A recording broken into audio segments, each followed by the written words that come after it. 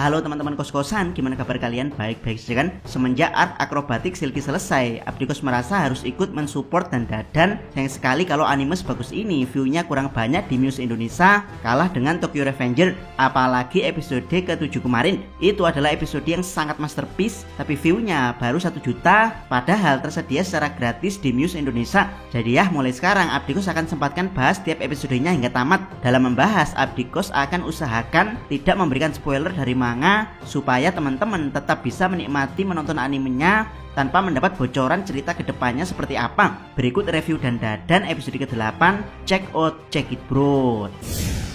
Pertama, Aira yang jadi rival Momo. Setelah bangkit dari kematian, Aira dibawa ke rumah Momo dan seperti biasa, setiap kali masalah selesai dan Dadan selalu menyuguhkan adegan makan-makan. Ini mengingatkan kita pada One Piece yang selalu mengakhiri arc panjang dengan makan-makan. Sebenarnya ada alasan kenapa setiap arc dan Dadan pasti diakhiri dengan makan-makan, yaitu karena sang mangaka Yuki Nobutatsu begitu menghargai setiap usaha dan kerja keras yang dilakukan. Jadi sekecil apapun pencapaian dari hasil kerja harus tetap dirayakan. Saat makan malam, Aira menyatakan bahwa dia akan menghentikan kejahatan Momo, di mana Aira masih mengira Momo adalah titisan iblis yang harus dihentikan oleh orang terpilih seperti dia. Kocaknya, Aira malah tidak percaya bahwa Seiko adalah nenek Momo dan malah memanggilnya Mbak Seiko. Si nenek langsung memihak Aira.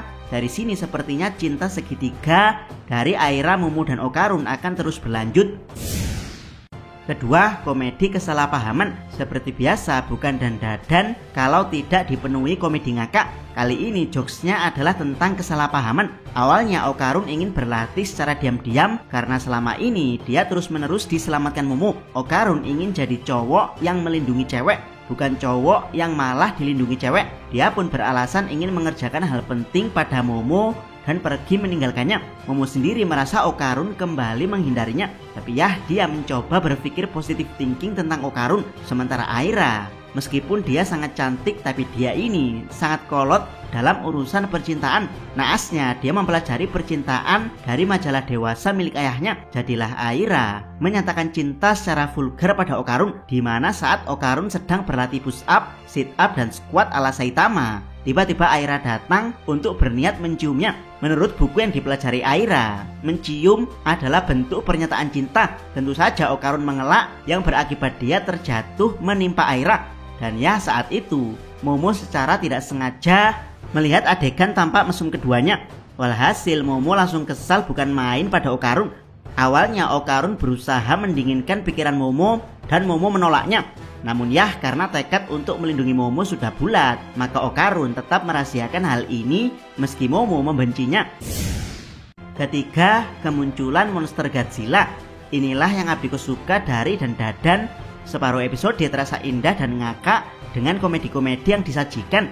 Sementara setengahnya lagi langsung berbalik 180 derajat, di mana ruangan tempat Momo berada tiba-tiba jadi gelap dan muncul monster aneh berbentuk Loch Ness alias Nessie.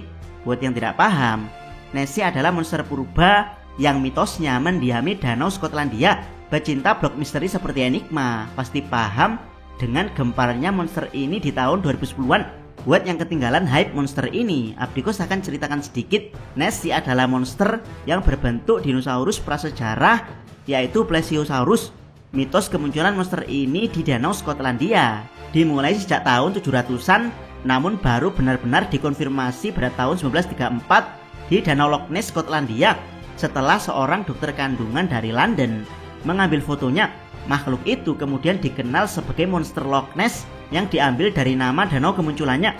Meskipun gambar tersebut masih kontroversi keasliannya, tapi banyak yang membuat teori tentang sosok monster yang ada di foto tersebut. Ada yang mengatakan itu adalah belut raksasa, tapi yang paling terkenal adalah monster tersebut seekor Plesiosaurus. Itulah kenapa Momo menyebut monster Nessie sebagai dinosaurus, karena di blog misteri tahun 2010-an terkenalnya memang seperti itu.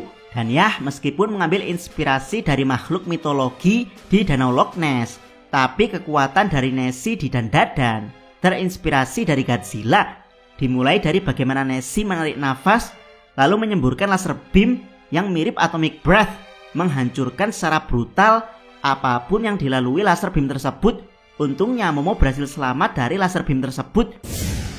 Keempat, kembalinya alien Serpo. Sementara itu Okarun dan Aira juga terjebak di ruangan gelap. Dan ya, karena Okarun pernah mengalami hal ini sebelumnya, jadi dia sudah menduga kalau ini adalah perbuatan alien Serpo. Tapi ya, warna gelap tiba-tiba berubah menjadi kuning cerah, di mana ada sosok monster kepiting dengan sarung tinju, di mana dia menyebut kata khas yang berbunyi Cikuitita. Kata ini sebenarnya bukan kata random, melainkan Yuki Nobutatsu mengambilnya dari lirik grup band pop Swedia, yaitu ABBA. Kemungkinan keduanya sama-sama berhubungan dengan alien Serpo. Okarun sendiri berusaha melawan Cikuitita dengan berubah ke mode nenek turbo. Namun tiba-tiba 3 alien Serpo kembali dan langsung menundukkan Okarun dengan kekuatan yang mirip Esper Momo, sehingga Okarun tidak bisa berubah ke mode nenek turbo. Dan ya, lagi-lagi alien Serpo mengincar otong Okarun. Kasian sekali memang si Okarun ini, satu telurnya masih menghilang. Sudah kembali diincar oleh alien Serpo. Kali ini Okarun benar-benar tidak berdaya. Bahkan alien Serpo sudah mengeluarkan gunting untuk bersiap menyunat Okarun. Kelima, Aira masuk ke mode akrobatik silky. Dan ya, saat situasi sangat genting, tiba-tiba para alien Serpo dijerat oleh rambut pink dan diserang dengan gaya khas akrobatik. Yap, serangan tersebut berasal dari Aira yang berubah menjadi akrobatik silky. Ternyata Aira mewarisi kekuatan ibu angkatnya setelah membimbingnya ke alam akhirat. Keenam, komentar dan skor untuk episode ke-8. Secara garis besar, episode ke-8 ini sangat menarik, meski ini adalah episode permulaan dari sebuah arc dibandingkan dengan episode 5 yang memulai arc akrobatik silky. Episode ke-8 ini lebih bagus untuk memulai arc alien Serpo. Ada satu adegan yang menurut Abdikos bagus banget, yaitu saat Momo berusaha sembunyi dari monster Nessie. Saat itu reak air gelombangnya dirasakan oleh Nessie dan kembali ke Momo, yang mana hal ini membuat Nessie langsung menggunakan atomic breath untuk menyerang secara brutal sumber riak air yang memantul. Hal bagus lain dari episode ke-8 adalah permainan warna, dan ini menjadi ciri khas dan dadan.